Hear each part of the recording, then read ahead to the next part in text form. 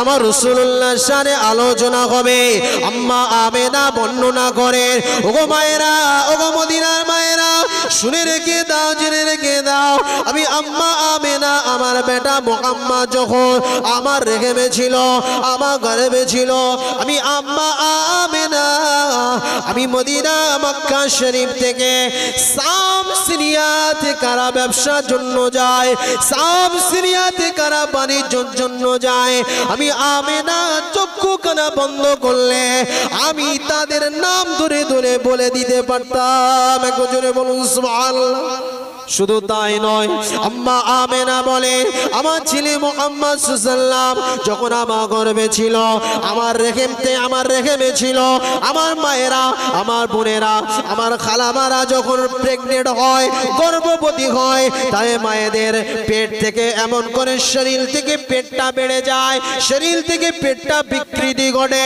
আম্মা আমেনা বলে এই মদিনার মহিলারা, আমার বেটা মুহাম্মদ যখন আমার গর্ভে ছিল, আমার বেটা মুহাম্মদ যখন আমার গর্ভে ছিল, অন্যান্য মহিলার মতো আমার পেটটা বিকৃতি ঘটে না। অন্যান্য মহিলাদের বাচ্চা যখন পেটে থাকে তাদের যন্ত্রণা হয়, কত এমন করে যন্ত্রণা হয়, বাচ্চা যখন প্রসব হয় মায়েরা ছটফট করে। আম্মা আমেনা বলে আমার ছেলে মুহাম্মদ 12 রবিউল আউয়াল সুবে সাদিকের সময় যখন দুনিয়া জমিনে আসলে, আমি আম্মা আমেনা আমি কখন যেন ঘুমিয়ে পড়লাম, আমার বাচ্চাটা হয়ে গেল, আমার বাচ্চাটার নাড়িটাকে কেটে দিল, আমার ঘুমটা যখন পেয়ে গেছে, আমার ছেলে মুহাম্মদ সিজদায় পড়ে আছে। একবার জোরে বলুন সুবহানাল্লাহ। আর জোরে হয় না সুবহানাল্লাহ। আম্মা আমেনা বলছেন আমার ছেলে মুহাম্মদ সাল্লাল্লাহু যখন দুনিয়া জমিনে এসেছে, অন্যান্য মায়েদের যে যন্ত্রণা হয়, জ্বালা হয়, ছটফট করে, আমি আমেনা বিন্দু পরিমাণও কষ্ট পাইনি। একবার জোরে বলুন সুবহানাল্লাহ। আমার নবী পাক সাল্লাল্লাহু তানার যখন আম্মাজানের গর্ভে ছিলেন, আমার রাসূলুল্লাহর আম্মাজানের গায়েতে একটা মিশকে আম্বার গোলাপের খুশবু বার হতো, যে খুশবুটা হযরতে আব্দুল্লাহর পিঠ মোবারকে ছিলেন। একবার জোরে বলুন সুবহানাল্লাহ। হযরতে আব্দুল্লাহর নূরে মুহাম্মাদিটা হযরতে আব্দুল্লাহর পিঠ মোবারকে আমার আল্লাহ পাক দান করেছিলেন। তাই মক্কার সুন্দরী রমণীরা, রাজত্ব মহিলারা আব্দুল্লাহকে সেজে গুজে এইরকম রাস্তার ধারে দাঁড়িয়ে যেতেন যে আব্দুল মুত্তালিবের বেটা আব্দুল্লাহ যখন আসবে, আমাদের রূপ জৈবনটা দেখে আমাদেরকে বিবাহের প্রস্তাব যদি একবার দেয়, আমরা আব্দুল্লাহর সঙ্গে বিবাহ করব। একবার জোরে বলুন সুবহানাল্লাহ। কিন্তু আব্দুল্লাহ আমার রাসূলুল্লাহর আব্বা জান যখন মক্কার পথ দিয়ে যেতেন, মাথাটা জমিনের দিকে নিচু করে যেতেন। রাসূলের সুন্নাত তরিকার হাঁটা জানেন? যখন আপনি রাস্তা দিয়ে হাঁটবেন, রাস্তার হক হচ্ছে আপনার নজরটা রাস্তার দিকে থাকবে। এটা হচ্ছে রাসূলের সুন্নাত তরিকা। কেন? আপনি যদি সামনে কোনো বিপজ্জনক জিনিস পড়ে, আপনি সেখান থেকে রেহাই পেতে থাকবেন। আর যদি সামনে কোনো ইট এমন করে বিপজ্জনক কোনো জিনিস থাকে, ইমানের সর্বনিম্ন স্তর হচ্ছে ওই জিনিসটাকে যদি আপনি সরিয়ে দেন, আপনার নামা আমলে সওয়াব লেখা হবে। একবার জোরে বলুন সুবহানাল্লাহ। হযরতে আব্দুল্লাহ মাটির দিকে চেয়ে চেয়ে যেতেন। অনেক মহিলা অফার দিয়েছিলেন, এই আব্দুল্লাহ আমাকে বিবাহ করো, আমি আপনাকে উট দেব, উট। কিন্তু হযরতে আব্দুল্লাহ তানার আব্বা জানের সিদ্ধান্তে, লম্বা ঘটনা, হযরতে আমেনাকে বিবাহ করেছিলেন। সেই নূর মুবারকটা আল্লাহ পাক হযরতে আব্দুল্লাহর পিঠ মুবারক থেকে নিয়ে আম্মা আমেনার রেহেমেতে দিয়েছিলেন। আম্মা আমেনার সঙ্গে আব্দুল্লাহ যেদিন থেকে একত্রিত হয়েছিলেন, আব্দুল্লাহর জিসিম মোবারক থেকে যে নুরানি বাদান, নুরানি চেহারা, মিশকে আম্বারের যে খুশবুটা ছিল, আম্মা আমেনার সঙ্গে মিলিত হওয়ার পরে ওই নূরটার, ওই মিশকে আম্বারটা হযরতে আমেনার গর্ভে চলে গিয়েছিল। তাই আমেনা যেখানেই যেতেন, বাচ্চা মুহাম্মদ সাল্লাল্লাহু আলাইহি ওয়াসাল্লাম যখন পেটে ছিলেন, মদিনার মহিলারা বলতেন, এই আমেনা আপনি কি এমন করে আতর মাখছেন, কি খুশবু মাখছেন, কোন মদিনার মার্কেট থেকে কিনেছেন, আপনি কি আমাদেরকে একটু বলবেন?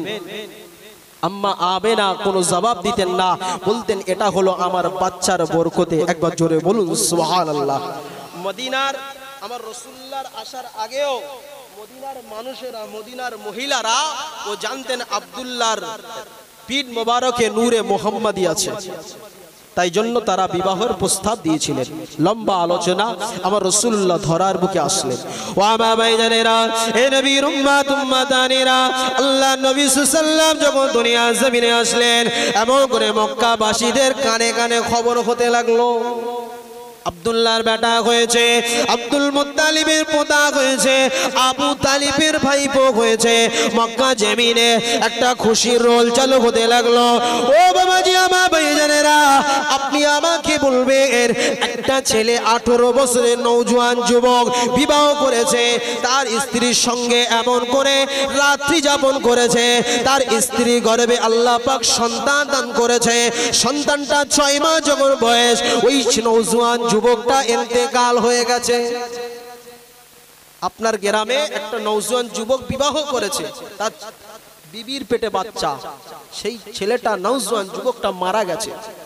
পাড়া প্রতিবেশী, পাড়া এলাকা, তার একটা আশাই থাকবে না যে ওই মেয়েটার একটা বাচ্চা হোক এবং ছেলে বাচ্চা হোক, যাতে ওর বংশপিঢ়িটা জারি থাকে, যার ওর মার দেখভাল করতে পারে। এটাই তো আমাদের স্বাভাবিক।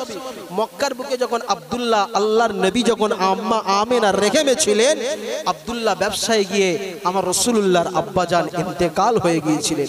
মক্কাবাসীরা আবু তালিব, উতবা, সাইবা, আবু সুফিয়ান, এমন করে আবু জাহাল, সমস্ত চাচারাও আশা করেছিলেন যে আম্মা আমেনার গর্ভে যেন একটা সন্তান হয়। ও বাবাই জানেরা, মক্কা বুকে যখন এমন করে আওয়াজ উঠে গেল আব্দুল্লাহর বেটা হয়েছে, আব্দুল্লাহ বেটা হয়েছে, মক্কায় একটা খুশি জোয়ার উঠতে লাগলো, আনন্দের জোয়ার উঠতে লাগলো। দাদু আব্দুল মুত্তালিব গিয়ে হাজির। ও মা আমিনা, কই তোমার ছেলেকে আমার কাছে দাও। দাদু আব্দুল মুত্তালিব তিনি এমন করে মুহাম্মদ সাল্লাল্লাহু আলাইহি ওয়াসাল্লামকে কোলে নিলেন। মুহাম্মদ সাল্লাল্লাহু আলাইহি ওয়াসাল্লামকে কোলে নেওয়া পরে দাদু আব্দুল মুত্তালিব এই কানে একটা আওয়াজ শুনতে পেয়েছিলেন। ও বাবাজি, আমার ভাইজানেরা, আব্দুল মুত্তালিব সামনে তাকায়, পেছনে তাকায়, বামে তাকায়, ডাইনে তাকায়, কোনো দিকে কোনো মানুষ দেখতে পায় না, কোনো দিকে কোনো মানুষ দেখতে পায় না, কিন্তু একটা আওয়াজ ভেসে ভেসে আসে। দাদু আব্দুল মুত্তালিব আকাশের দিকে তাকালেন। আকাশের দিকে তাকানোর পরে আসমানের ফেরেশতারা এমন করে আমার রাসূলুল্লাহর আগমনে ইস্তেকবাল জানাতে লাগলে। কি ইস্তেকবাল গো? طلع البدر علينا من ثنيات الوداع وجب الشكر علينا ما دعا لله وحده। এমন করে আল্লাহর নবী আগমনে এই ইস্তেকবালটা জানাতে লাগে। ও বাবাজি, আমার ভাইজানেরা, আজকের মাহফিল করলে লাভ না লস? রাসূলুল্লাহর আগমনে মাহফিল করলে লাভ না লস? আমার রাসূলুল্লাহ এই যখন আব্দুল মুত্তালিব শুনতে লাগলেন, লম্বা ঘটনা। আবুল আহাবের একজন দাসী ছিল সুয়াইবিয়া। সকলে যেমন ঘটনার খবর নিয়ে যাচ্ছেন, এই সুয়াইবিয়াও আবুল আহাবের কাছে খবর নিয়ে গিয়েছিল। আবুল আহাবের কাছে খবর নিয়ে গিয়েছিল, এই আবুল আহাব, আপনার ভাইয়ের একটা ছেলে হয়েছে, আপনার ভাইপোর একটা ছেলে হয়েছে। কে? আব্দুল্লাহর একটা ছেলে হয়েছে। আবুল আহাব সেদিনে খুশি হয়ে শুআইবাকে এই শাহাদাত আমলটা বাড়িয়ে শুআইবাকে আজাদ করে দিয়েছিলেন। একবার জোরে বলুন সুবহানাল্লাহ। আমি এখান থেকে এটাই বোঝাতে চাই যে রাসূলুল্লাহর মাহফিলে আপনারা 10 টাকা, 20 টাকা, 50 টাকা, 100 টাকা সময়, বুদ্ধি, ফিকির আপনারা যে আনন্দ করবেন, এই আনন্দটা কিয়ামতের দিন নাজাতের ওসিলা হয়ে যাবে। একবার জোরে বলুন সুবহানাল্লাহ। আবুল আহাব আনন্দ করেছিলেন। কি আনন্দ? না, আমার ভাতিজা হয়েছে, আমার আব্দুল্লাহর বেটা হয়েছে মুহাম্মদ। সেই খুশিতে আমি এমন করে, তুই আমার দাসী, তোকে কিনেছিলাম, এই খুশিতে আমি তোকে আজাদ করে দিতাম। দাসী মানে কি বোঝেন তো? তৎকালীন জামানায় গোলাম কিনতে হতো, গোলাম। গোলাম কিনে বাড়ি আনতো, সে সব কাজ করবে তার দিয়ে। আবার তাকে কখন আজাদ করতো, সে যে টাকায় কিনেছে ওই টাকা দিয়ে যদি অন্য কেউ কিনতো, সেটা 1400 বছর আগে জারি ছিল, এখন আর নেই। তা ওই দাসীকে আজাদ করেছিলেন। আবু লাহাব মারা গেল, আবু লাহাব দুনিয়া জমিন থেকে চলে গেল। ও আমার ভাইজানেরা, নবী দিবস মাহফিল কায়েম করলে উপকার আছে না নাই? আবু লাহাব মারা গেল। আবু লাহাব মারা যাওয়ার পরে আবু লাহাবের ভাই একজন স্বপ্ন দেখছেন। কার সাথে? হযরত আবু লাহাবের সাথে স্বপ্ন দেখছেন। ও ভাই আবু লাহাব, আপনি কবরের ভিতরে কেমন আছেন? আবু লাহাব বলছে খুব একটা ভালো নাই, কারণ পৃথিবীর জমিনে তো মুহাম্মদকে কম জ্বালানো জ্বালায়নি। আবু লাহাব সর্বপ্রথম বলেছিল মুহাম্মদ সাল্লাল্লাহু আলাইহি ওয়াসাল্লাম জাদুকর। আবু লাহাব সর্বপ্রথম আমার রাসূলুল্লাহকে ওই মদিনার আগে পাথরগুলো দিয়ে মেরেছিল। আবু লাহাব এমন করে তার দুটো কন্যা, আমার রাসূলুল্লাহ দুটো কন্যাকে তালাক প্রাপ্ত করেছিলেন এই আবু লাহাব। আবু লাহাবের কবরে বড্ড আযাব হয়। আবু লাহাব ভাইয়ের সঙ্গে কথা কথন করে। আবু লাহাব বলে, এই ভাই, দুনিয়ার জমিনে আমি মুহাম্মদকে কম জ্বালানো জ্বালাইনি, তবে হ্যাঁ, আমি মুহাম্মদ সাল্লাল্লাহু আলাইহি ওয়াসাল্লামকে আগমনে একটা দিন খুশি মানানোর জন্য, একটা দিন আমি খুশি করার জন্য, আমার দাসী শুআয়বাকে আজাদ করে দেওয়ার জন্য, আমি যেই দিনে আজাদ করেছিলাম, আমি আবু লাহাব আমার কবরে ওই দিন আযাব বন্ধ হয়। শুধু আযাব বন্ধ হয় না, শুধু আযাব বন্ধ হয় না, যে আমলটা বাড়িয়ে বাড়িয়ে আসতে এমন করে শুআয়বাকে আযাদ করেছিলাম। মুহাম্মদ সাল্লাল্লাহু আলাইহি ওয়াসাল্লামের আগমনের সংবাদ শুনে ওই আমল থেকে ঠান্ডা ঠান্ডা পানি আমি আবু লাহাব আমার কবরে আসে। আমি ওই পানিটা খেয়ে এক সপ্তাহ আযাবের কষ্ট একদিনের ভিতরে নিবারণ হয়ে যায়। একবার জোরে বলুন সুবহানাল্লাহ। কার জন্য? কার খাতিরে? ওমা আরসালনাকা ইল্লা রাহমাতাল লিল আলামিনের খাতিরে। আমার রাসূলুল্লাহর আগমনে খুশিটা মানিয়েছিল। এই খুশিটা মানানোটা অনেক বেয়াদবে গুস্তাকে রাসূল তারা সহ্য করতে পারে না। এদিকে নেই খুব একটা। ডায়মন্ড হারবার, হাওড়া জেলা, হুগলি জেলা, ওই তোমার কাকদ্বীপ, নামখানা, অনেক গুস্তাকে রাসূল আছে। যত কিটুনি এই মাসটা এলে রসুলের সামনে কত রকম কথা, রসুলের সামনে মাহফিল সাজাবে, রসুলের সামনে মাহফিল করবে। ওই টাকাটা নিয়ে কারোর মেয়ের বিবাহ দিলে তো ভালো হয়, অবশ্যই ভালো, কথা তো ভালো, কিন্তু ওর মেয়ের যখন বিবাহ হবে তখন লাখ লাখ টাকা ফালতু খরচা করবে, তখন কেউ ফতোয়াবাজি করার মতো লোক নাই। কিন্তু রসুলের সামনে যদি মাহফিল করে, আজকের ছোটখাটো মাহফিল, কিন্তু বিভিন্ন ডিস্ট্রিক্টে জলসা করছি, লাখ লাখ টাকা শুধু লাইটিং থাকে, লাখ লাখ টাকা লাইটিং। সেখানে জলসা করলে, নবীর প্রেমিকেরা জলসা করলে ওদের কত রকম কথা হয়। কিন্তু বাবাজি আমার ভাইজানেরা, আজকের এই মাহফিল থেকে আমাদের নবীর প্রতি মহব্বত, আমরা আহলে সুন্নাত ওয়াল জামাতের আকীদার মানুষ, আমরা যেমন ভাবে করি আমাদের পূর্বপুরুষরা করে এসেছে, জীবন যতদিন আছে আমাদের করতে হবে। কে কি বললো আমাদের সেদিকে কান দিলে হবে না। একবার দুরূদ শরীফ আল্লাহুম্মা সাল্লি আলা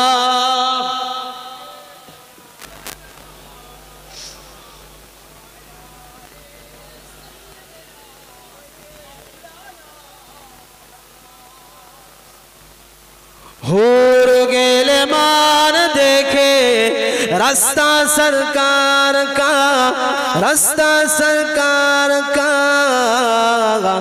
रूहुल अमीन चूमे तलवार सरकार का। एक बार जोरे बोलो ना सुभान अल्लाह, आरो जोरे होबे ना सुभान अल्लाह। होर गेले मान देखे रास्ता सरकार का, रास्ता सरकार का, रास्ता सरकार का, रूहुल अमीन चूमे तलवार सरकार का, तलवार सरकार का, रूहुल अमीन चूमे तलवार सरकार का। पैगंबर दीगर देखे रास्ता सरकार का, जोरे बोलो ना सुभान अल्लाह। पैगंबर दीगर देखे रास्ता सरकार का, रूहुल अमीन चूमे तलवार सरकार का, तलवार सरकार का। मुज़म्मिल मुद्दस्सिर रुतबा सरकार का, जोरे बोलो ना सुभान अल्लाह। मुज़म्मिल मुद्दस्सिर गया रुतबा सरकार का, रुतबा सरकार का। पढ़ती है आयत आया, पढ़ती है आयत आया, खुतबा सरकार का। जोरे बोलो ना सुभान अल्लाह। আমার রাসূলুল্লাহ খুতবায় নাম আছে তো নাকি? কোরআন শরীফ। এই কোরআনকে প্রশ্ন করা, এই কোরআন তুমি কোথায়? আলেমকে প্রশ্ন করা হয়, আলেম তুমি কোথায়? আলেম বলে আমি কোরআন যেখানে আমি আলেম সেখানে।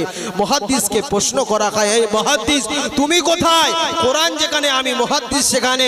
মুফাসসিরকে প্রশ্ন করা হয়, এই মুফাসসির তুমি কোথায়? মুফাসসির বলে কোরআন যেখানে আমি সেখানে। হাফেজকে প্রশ্ন করা হয়, হাফেজ তুমি কোথায়? হাফেজ বলে কোরআন যেখানে আমি সেখানে। পীর সাহেবকে প্রশ্ন করা হয় তুমি কোথায়? পীর সাহেব বলে কোরআন যেখানে আমি সেখানে। কোরআনকে প্রশ্ন করা হয়, হে কোরআন তুমি কোথায়? কোরআন জবাব দেয় রাসূলুল্লাহ মক্কায় তো আমি কোরআন মক্কায়, রাসূলুল্লাহ মদিনায় তো আমি কোরআন মদিনায়। একবার জোরে বলুন সুবহানাল্লাহ। এক কথায় রাসূলুল্লাহ যেখানে আমি কোরআন সেখানে। একবার জোরে বলুন সুবহানাল্লাহ। রাসূলুল্লাহ যেখানে গিয়েছেন কোরআন মাদানিয়া হয়ে গেছে। মক্কায় গেছেন মাদানিয়া হয়ে গেছে। মদিনায় মক্কায় মদিনায় গিয়েছেন মাদানিয়া হয়ে গেছে। মক্কায় গিয়েছে মাক্কি হয়েছে। মদিনার পথ থেকে মক্কার দিকে হাঁটছেন, মক্কায় মাক্কি হয়ে গেছেন। মক্কা থেকে মদিনায় হিজরত করছেন, মদিনায় হয়ে গেছেন। একবার জোরে বলুন সুবহানাল্লাহ। কোরআন আমার রাসূলুল্লাহ, রাসূলুল্লাহর জন্য কোরআন। সেই কোরআনকে অনেক মানুষ রসুলকে ছেড়ে দিয়ে কোরআনকে প্রাধান্য দেয়। আল্লাহ পাক কোরআন শরীফে ওয়াদা করছেন, বিসমিল্লাহির রহমানির রহিম, কুল ইন কুনতুম তুহিব্বুনাল্লাহা ফাত্তাবিউনি ইউহিব্বুকুমুল্লাহ ওয়া ইয়াগফির লাকুম যুনুবাকুম আল্লাহু গফুরুর রহিম। এ দুনিয়ার মানুষেরা, এ দুনিয়ার মানুষেরা, আল্লাহ নবীর উম্মত উম্মতানেরা, আল্লাহ পাক বলে দুনিয়ার জমিনে আমি আল্লাহ পাক যদি আমাকে পেতে চাও, আমার হাবিবকে ইত্তিবা অনুসরণ অনুকরণ করো। আর আমার হাবিবকে ইত্তিবা অনুসরণ অনুকরণ করলে আমি আল্লাহ পাক তার তামাম জীবনের গুনাহ খাতাগুলোকে মাফ করে দেব। একবার জোরে বলুন সুবহানাল্লাহ। আমার রাসূলুল্লাহকে ইত্তিবা অনুসরণ অনুকরণ করলে ওয়ায়াগফিরু লাকুম যুনুবাকুম আল্লাহু গফুরুর রহিম। আমার আল্লাহ পাক হচ্ছে গফুরুর রহিম, তিনি আমাদেরকে দয়া করে মাফ করে দেবেন। অনেক বান্দা, অনেক যুবক ভাইরা মনে করে আমরা অনেক গুনাহ করে ফেলেছি। না না, আপনি যত বড় গুনাহ করেন না কেন, ইন্নাল্লাহা ইউহিব্বুত তাওয়াবিনা ওয়া ইউহিব্বুল মুতাত্তাহিরিন। আমার আল্লাহ পাক তওবার দরজাকে খুলে রেখেছেন। আপনি যত বড় গুনাহগার হন না কেন, কাউরের গুনাহ দেখে আপনি এমন করে তার টিটকারি মারবেন না, কারোর গুনাহ দেখে তার বিচার করবেন না, কারণ এটা কাবীরা গুনাহ। আজকে সে জিনা করেছে, কালকের রাতের অন্ধকারে আমার আল্লাহর কাছে হয়তো কান্নাকাটি করেছে, তওবা করেছে, হয়তো মাফ হয়ে গেছে। আর আপনি লোকের কাছে বলে বেড়াচ্ছেন আপনি গুনাহ কাবীরা কিনে কিনে বেড়াচ্ছেন। প্রকাশ্যে একজন জেনা করেছে, গ্রামের সকল মানুষ জানে, কিন্তু সে হয়তো কোনো রাতে লাইলাতুল কদর হোক, লাইলাতুল বরাত হোক, সবে কদর হোক, সবে মেরাজ হোক, যে নির্দিষ্ট আমাদের নেয়ামাতিয়া রাত রয়েছে, ওই রাতে হয়তো সে আল্লাহর কাছে কেঁদেছেন, আমার আল্লাহ গফুরুর রহিম মাফ করে দিয়েছেন। আপনি তার গুনার কথাটা বলবেন, আপনার নামা বলে গুনাহ কাবীরা লেখা হবে। এই জন্য কারোর গুনাহকে আপনারা সমালোচনা করবেন না। গুনাহকে ঘৃণা করো কিন্তু মানুষকে ঘৃণা করো না। গুনাহকে ঘৃণা করো কিন্তু মানুষকে ঘৃণা করো না। কারণ অনেক ঘটনা শুনেছেন, শরাবখোরকে আল্লাহ পাক জান্নাতি লকাব দিয়েছিলেন। একবার জোরে বলুন সুবহানাল্লাহ। জেনাকারী নারীকেও আল্লাহ পাক কুকুরকে পানি পান করার জন্য, এটা আমাদের হাদিস শরীফে এসেছে, কুকুরকে পানি পান করার জন্য সেও একজন জান্নাতি হতে পেরেছে। আল্লাহ পাকের কাছে ওইটাই পছন্দ হয়ে গেছে। আল্লাহ পাক রব্বুল আলামিন আমাদের ওই রকম সমালোচনা থেকে আল্লাহ পাক আমাদের সকলকে হেফাজত করেন। সকলে বলুন আল্লাহুম্মা আমিন। যে কথা বলছিলেন, আমার রাসূলুল্লাহকে পাঠিয়েছিলেন, রাসূলুল্লাহর 1 বছর 2 বছর বয়স, এমন করে দুধমা হালিমাতুস সাদিয়া মক্কা, এমন করে তৎকালীন জমিনে মক্কায় একটা নিয়ম ছিল যে মক্কা শরীফে যদি কোনো বাচ্চা হয়, মক্কা শরীফে রাখেন না। কেন না, মক্কা শরীফে যদি রাখেন মক্কা শরীফে রাখার পরে ওই বাচ্চার হুষ্টপুষ্ট হবে না আর ওই বাচ্চাটা শিক্ষিত হবে না। কারা বলতো না? মক্কা শরীফে একটা প্রচলন ছিল, যখন আমরা আমাদের এই কাজীপাড়া থেকে কোনো মানুষ যদি নিয়ত করে যে আমার ছেলেকে একটা আলেম করব, সেই এই কাজীপাড়া রাখলে হবে আলেম, তাকে এখান থেকে দূরে পাঠাতে হবে। তৎকালীন জামানায় নিয়ম ছিল মক্কা শরীফের বাচ্চারা হলে পার্শ্ববর্তী সিরিয়াতে পাঠিয়ে দিতেন, তারা মানুষ করতেন আর ঠিক নির্দিষ্ট সময়ের মধ্যে তাদেরকে দিয়ে যেতেন। তার বাম্মারা কিছু উপঢৌকন দিতেন, কিছু টাকা দিতেন, টাকা উপঢৌকন দিতেন। আর ওই গ্রামটা সিরিয়ার, ওটাই ওদের বাণিজ্য ছিল। সিরিয়া থেকে এমন করে একে একে সকলে বাচ্চা নেওয়ার জন্য এমন করে মক্কা দিকে রওনা হলে সকলের উটটা হষ্টপুষ্ট তাজা উট নিয়ে সিরিয়া থেকে আলিমাতুস সাদিয়া তার স্বামীকে নিয়ে উটের পিঠের উপরে উঠে মক্কা দিকে রওনা দিলেন। ও বাবাজি, আমার ভাইজানেরা, সকলে উটগুলো ছিল হষ্টপুষ্ট, সকলে উটগুলো ছিল সবল, সকলে উটগুলো ছিল হষ্টপুষ্ট, কিন্তু আম্মা আলিমাতুস সাদিয়ার উটটা ছিল বড় জীর্ণ শীর্ণ, ঠিকভাবে হাঁটতে পারছেন না। আস্তে আস্তে আস্তে আস্তে মক্কা দিকে যায়। এমন করে দেখতে পাওয়া গেল আগে যারা একসাথে যাদের পার হয়েছিলেন তারা মক্কা শরীফে গিয়েছে, বড় লোকের ছেলেদেরকে তারা সংগ্রহ করেছে, আবার তারা সিরিয়ার দিকে ফিরে আসছেন। ওই টাইমে আলিমাতুস সাদিয়া ঢুকছেন, একসাথে বার হয়েছে। ওদের উট ভালো বলে আগে পৌঁছে গেছে, ওরা ভালো ছেলে নিয়ে নিয়েছে। গরিবের ছেলে বলতে হযরতে আব্দুল্লাহ ছেলে মুহাম্মদ সাল্লাল্লাহু আলাইহি ওয়াসাল্লাম পড়ে আছে। হালিমাতুস সাদিয়া ঢুকছেন আর ওরা বাচ্চা নিয়ে বার হচ্ছে। হযরতে হালিমাতুস সাদিয়া মক্কা শরীফে একে একে সকলে বাড়িতে যায়। সকল ধনী ব্যক্তি ছেলেগুলো নিয়ে চলে গেছে। হালিমাতুস সাদিয়ার অর্থনৈতিক অবস্থা খুব একটা ভালো নয়। হালিমাতুস সাদিয়া গিয়েছেন একটা ভালো সন্তান নেওয়ার জন্য, বড় লোকের সন্তান নেওয়ার জন্য। যখন ঘুরে সমস্ত বাড়ির সন্তানগুলো পাওয়া গেল না, সর্বশেষ কুটির ঘর আম্মা আমেনার ঘরেতে ঢুকলেন। হালিমাতুস সাদিয়া যখনই ঢুকেছেন ছেলে মুহাম্মদের দিকে নজরটা পড়ে গেছে। কিতাবের ভিতরে পাওয়া যায়, আর রাহিকুল মাকতুমের ভিতরে পাওয়া যায় হালিমাতুস সাদিয়া ওই সন্তানটাকে কোলে তুলে নিলেন, গালে মুখে চুমা খেলে স্বামীকে বলতে লাগে, ও আমার স্বামী, আমি এই সন্তানকে না নিয়ে আমি আমার বাড়িতে ফিরবো না। একবার জোরে বলুন। হালিমা শুধু চেয়ে দেখেছেন, এর ভিতরে আল্লাহ একটা মোহাব্বত পয়দা করেছেন। স্বামী বলছেন এই গরিব, স্বামী একটু অসন্তুষ্ট মনোভাব, কিন্তু স্বামী যখন আমার রাসূলুল্লাহর নূরে মুহাম্মাদিটাকে দেখলেন সঙ্গে সঙ্গে স্বামীও রাজি হয়ে গেলেন। একবার জোরে বলুন সুবহানাল্লাহ। এমন করে হালিমাতুস সাদিয়া আম্মা আমেনাকে বলতে লাগে, ওগো বুবু আমেনা, তোমার ছেলে মুহাম্মদ সাল্লাল্লাহু আলাইহি ওয়াসাল্লামকে সাজিয়ে দাও, তোমার ছেলে মুহাম্মদ সাল্লাল্লাহু আলাইহি ওয়াসাল্লামকে সাজিয়ে দাও। আম্মা আমেনা জজ্জা করে কাঁদতে লাগে, বাবা গারা এতিম সন্তান, বাবা গারা এতিম সন্তান আজকের আমার খুঁড়ে ঘরেতে এসেছে, আজকের আপনার কাছে তুলে দিলাম, আজকের আপনার কাছে তুলে দিলাম। ওগো বুবু হালিমা, আমার ছেলে এতিম সন্তান আপনার কাছে তুলে দিলাম, আপনি আমার সন্তানটাকে একটু দেখভাল করবেন। ওগো বুবু হালিমা, আমার সন্তান মুহাম্মদ সাল্লাল্লাহু আলাইহি ওয়াসাল্লামের একটা মুজিজা আছে। কি মুজিজা গো? ও বুবু হালিমা, আমার ছেলে মুহাম্মদ সাল্লাল্লাহু আলাইহি ওয়াসাল্লাম যখন পেশাব পায়খানা করবে আপনাকে পরিষ্কার করতে হবে না, কেননা আপনার আমার ছেলে মুহাম্মদ সাল্লাল্লাহু আলাইহি ওয়াসাল্লাম যখনই পেশাব পায়খানা করে জমিন দুটো ভাগ হয়ে যায়, জমিন দু জায়গায় চলে যায়। আমার রাসূলের পেশাব পায়খানা মোবারকটা, আমার রাসূলের পেশাব পায়খানা মোবারকটা জমিন তার ভিতরে নিয়ে নেয়। জোরে বলা গেল না সুবহানাল্লাহ। আর কিছু মুনাফিকের বাচ্চা বলছে রাসূল আমাদের মতন মানুষ, সে পায়খানা করলে 100 মাইল দূর থেকে গন্ধ পাওয়া যায়। রাসূলুল্লাহর পেশাব মোবারক সাহাবীরা খেয়ে নিয়েছিলেন, পেশাব মোবারক খুশবু মনে করে খেয়ে নিয়েছিলেন। রাসূলের পেশাব পায়খানার পেশাব মোবারক দেখার জন্য সাহাবীরা একটা যুক্তি করেছিলেন, আজও পর্যন্ত রসুলের পেশাব পায়খানা দেখতে পেলাম না। রাসূলুল্লাহ যখন প্রয়োজন হতো ওই মক্কার পাদদেশে দুই গাছের মাঝখানে চলে যেতেন, আর দুই গাছের মাঝখানে যাওয়ার পরে আল্লাহ পাকের গায়েবী ভাবে গাছগুলো আমার রাসূলুল্লাহকে ঘিরে নিতেন। একবার জোরে বলুন সুবহানাল্লাহ। রাসূলুল্লাহ নিজের প্রয়োজন মতন কাজ সেরে আবার চলে আসতেন। সাহাবীরা ছুটে ছুটে ওই গাছের গোড়ায় গিয়ে দেখছে রাসূলুল্লাহ করলোটা কি, কোথায় রাসূলের পায়খানা পেশাবটা। কিন্তু আমেনা ছোট্ট বেলায় থেকে আমার রাসূলুল্লাহর পায়খানা মোবারকটা পেশাব মোবারকটা জমিন ফাঁক হয়ে জমিনের ভিতরে নিয়ে নিতেন। একবার জোরে বলুন সুবহানাল্লাহ।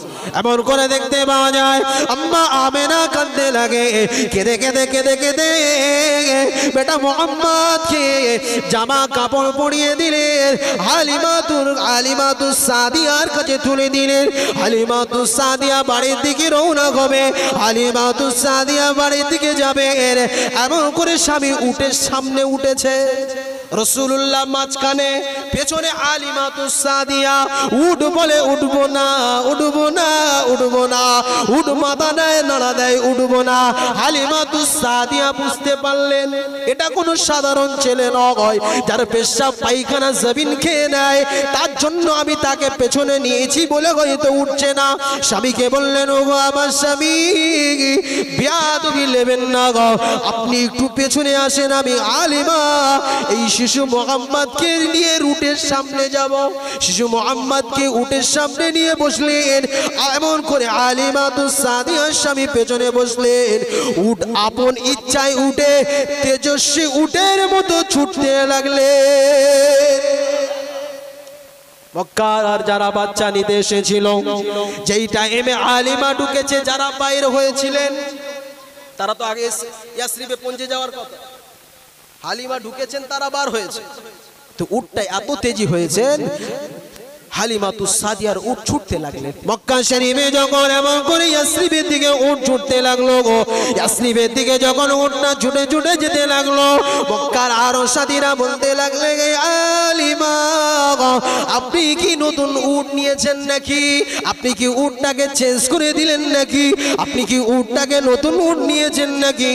হালিমাতুস সাদিয়া ওই সময় বারে বারে বলে এই আমার সাথী সঙ্গীদেরা, আমি নতুন উট নিই না গো, আমার কোলে যে বাচ্চাটা আছে এ বাচ্চাটা হলো বরকতময় বাচ্চা। একবার জোরে বলুন। আল্লাহ নবী সাল্লামকে নিয়ে হালিমাতুস সাদিয়া এমন করে ঘরে ঢুকলেন।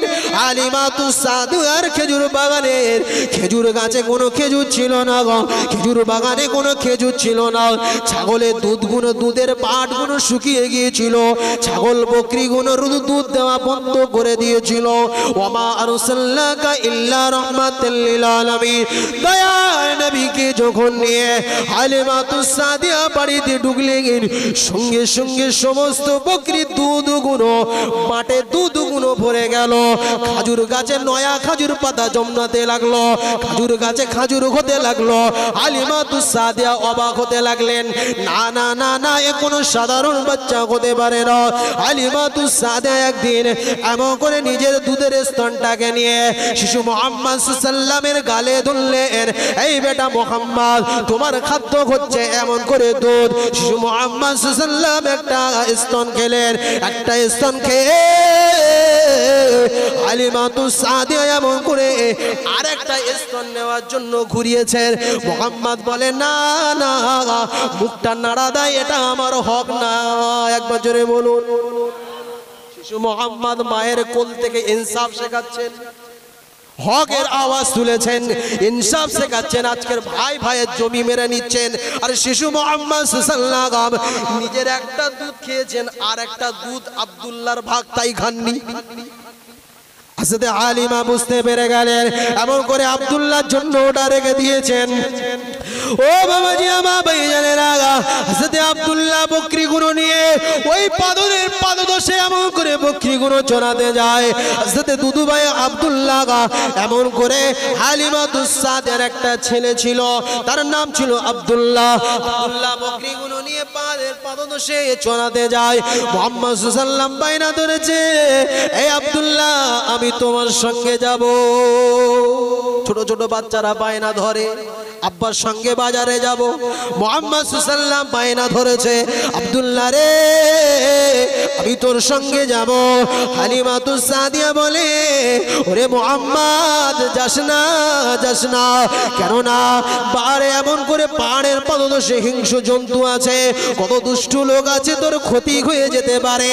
তোর মা আমেনা আমার কাছে জিম্মাদার দিয়েছে, আমি তোকে পাঠাতে পারবো না। এমন করে মুহাম্মদ সাল্লাল্লাহু বায়না ছাড়ে না। আব্দুল্লাহর সঙ্গে এমন করে ওই পাহাড়ের পদদশে গেলেন বকরি চড়াতে। ও আমার ভাইজানেরা, ও নবী পাকের উম্মত উম্মতানেরা, মুহাম্মদ সাল্লাল্লাহু বসে আছেন, আব্দুল্লাহ খেলা করছেন, বকরিরা ঘাস খাচ্ছে। একটা হঠাৎ করে বনের হিংস্র জন্তু এসে ওই এমন করে দল থেকে, বকরির দল থেকে একটা বকরি নিয়ে চলে গেল। আব্দুল্লাহ কেঁদে কেঁদে আম্মা জানের কাছে হাজির। ওগো মা জননী, ওগো মা জননী, আমার দল থেকে একটা বকরি নিয়ে এমন করে বনের হিংস্র জন্তু নিয়ে চলে গেছে। ওগো মা আপনি তাড়াতাড়ি চলুন। এমন করে যখন বলছে, শিশু মুহাম্মদ সাল্লাল্লাহু আব্দুল্লাহকে বলতে লাগে, এই আব্দুল্লাহ চলো, যে জায়গায় থেকে আমার আম্মা জানের বকরিটা এমন করে বনের বাঘ নিয়ে চলে গেছে, ওই জায়গায় আমাকে দিয়ে দাঁড় করাও। এমন করে হযরতে হালিমা গেলেন, আব্দুল্লাহ গেলেন, মুহাম্মদ সাল্লাল্লাহু গেলেন, ওই জায়গায় দাঁড়িয়ে গেলেন। শুধু মুহাম্মদ সাল্লাল্লাহু বললেন, এই জঙ্গলে হিংস্র জন্তু আমার দুদুমা হালিমাতুস সাদিয়ার যে বকরিটা তোমরা নিয়ে গেছো, আমি মুহাম্মদ বলি ওই বকরিটা ফিরিয়ে দিয়ে যাও। কিছুক্ষণের মধ্যে দেখতে পাওয়া গেল আল্লাহ নবী বলার সাথে সাথে ওই বনের হিংস্র জন্তু আল্লাহর নবীর কথা বলার অপেক্ষা ওই জন্তুটাকে, বকরিটাকে ফিরিয়ে দিয়ে গিয়েছিলে। একবার জোরে হবে না সুবহানাল্লাহ। হালিমাতুস সাদিয়া অবাক হয়ে গেল, কোন ছেলেকে আমি নিয়ে এসেছি যার কথা বাঘেরাও শোনে। একবার দুরূদ শরীফ, আল্লাহুম্মা সাল্লি আলা